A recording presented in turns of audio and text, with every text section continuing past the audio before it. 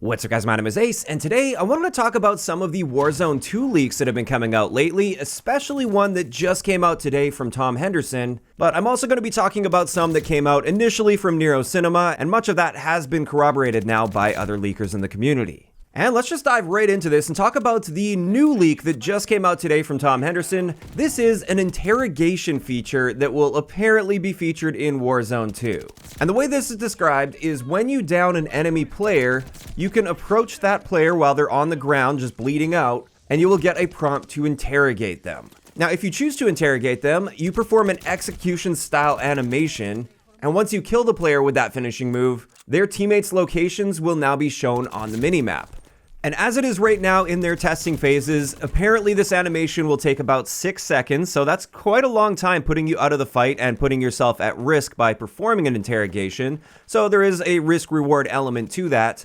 And there's no word on exactly how they're going to show up on the minimap. We don't know if it's just going to be a quick ping on the minimap as if like a UAV swept over them, or if it's something that will show them in real time for a certain period of time. Maybe you get like 5 seconds where you see exactly where those enemy players are. We don't really know the details on that. Plus, it seems like they're in the early stages of this and they're still fine-tuning it. So it may end up being quite a bit different than how it's described right now, but overall, I kind of like the idea of something like this. I don't think it's really a big game changer by any means, but I think it's an interesting element that just adds a little bit of depth and choice. And if you do end up in one of those situations where you feel like you are safe to perform that finishing move, you could get some great information out of that for your team. And overall, I really like the general idea behind a mechanic like this, just to add that little bit of extra depth. The only thing that's on my mind with this is they're really going to have to carefully balance the risk versus the reward for this type of a mechanic. So there we go, that's the first part of the leak, and the one that is actually new, and you probably haven't heard about yet unless you really keep up with things online, or unless one of the other YouTubers beats me to this. But let's talk about some of the other leaks. Many of these came earlier in the week, although Tom Henderson did flesh them out a little bit more, so there might be some more details surrounding them. But the original credit goes to Nero Cinema for this, and I will of course leave a link to his video down below. And let's talk a little bit about armor in Warzone 2. As it is right now in development, it looks like they're going to be doing some sort of a hybrid between the Blackout armor system and the Warzone armor system. And the general idea behind this is if you want armor, you have to find an armor vest around the map, and there's going to be 3 different tiers of armor vests, just like we saw in Blackout. And the way this works is Tier 1 allows you to put 1 armor plate on, Tier 2 allows 2 armor plates, and Tier 3 allows for 3 armor plates, which is the default currently in Warzone. However, the big difference from Blackout here is the armor vest does not break. Once you have that armor vest on, you've got it on for good, and that's good news. That was my biggest complaint with the Blackout armor system. I feel like it incentivized you avoiding fights more often than not because you didn't want to break your armor and set yourself up really poorly for the end circle. So I like the fact that the vest itself doesn't break, it's just the plates that break. And I generally like the sounds of this as well, because one of the big problems that I feel Warzone has in relation to many other battle royales out there is I just feel like the looting aspect of Warzone isn't all that interesting. And that's partially due to the fact that we have loadouts, and I'm fine with loadouts. That's what defines Warzone and really separates it from other battle royales. So I like the idea of at least making the armor aspect of this more interesting when it comes to looting. It should be exciting to find a Tier 3 armor vest, for instance. And I do like the idea of building your character's power up over time throughout a match, rather than the moment you get your loadout drop, you're basically at maximum power for the rest of the match.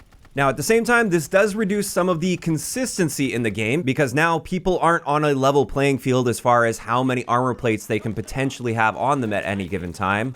But at the end of the day, it's also a battle royale, and that's part of a battle royale experience.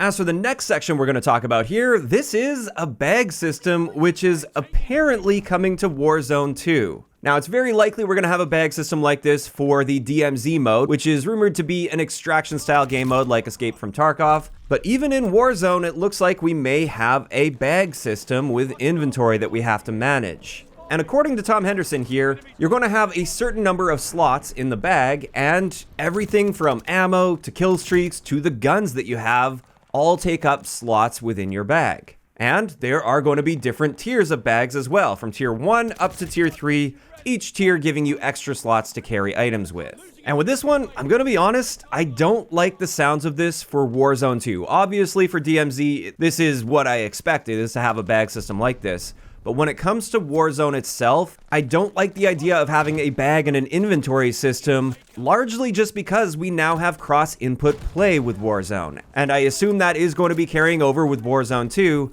and I have yet to see an inventory management system that you can navigate just as effectively on a controller versus a mouse and keyboard. So the immediate thought that comes into my mind the moment we have a bag system is now mouse and keyboard players are going to have a massive looting advantage over controller players, and I'd just rather that not be the case. I'd rather they keep it simple, assuming cross-input play returns.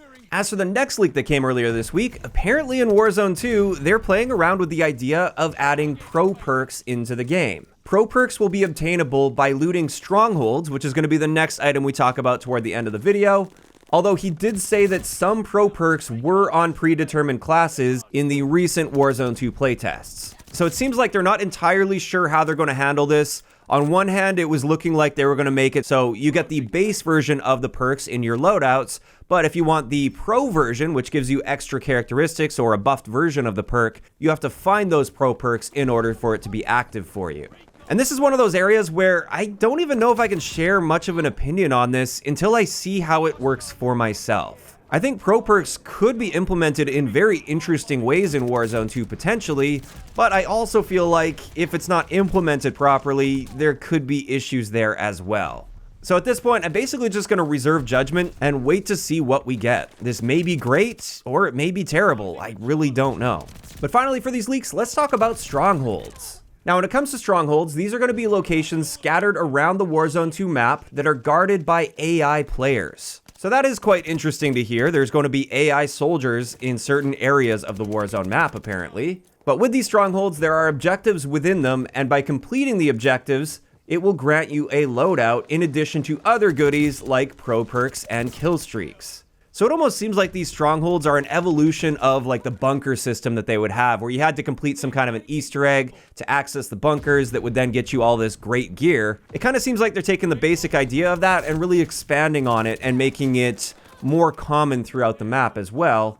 And this is another one of those things where I really want to wait to see how it actually plays out. I feel like if it's implemented poorly, this could really go wrong. But I'm also very open to the idea of something like this because I feel like it's yet another thing that could just add a bit more depth to the gameplay experience in Warzone and provide you with something else to do in the mid-game situations as you're trying to make your character as powerful as possible. It gives you something interesting to work toward and something interesting to do rather than just hunting for contracts or hunting for players. But with that, that is going to wrap it up for today's video, just covering some of the recent leaks regarding Warzone 2.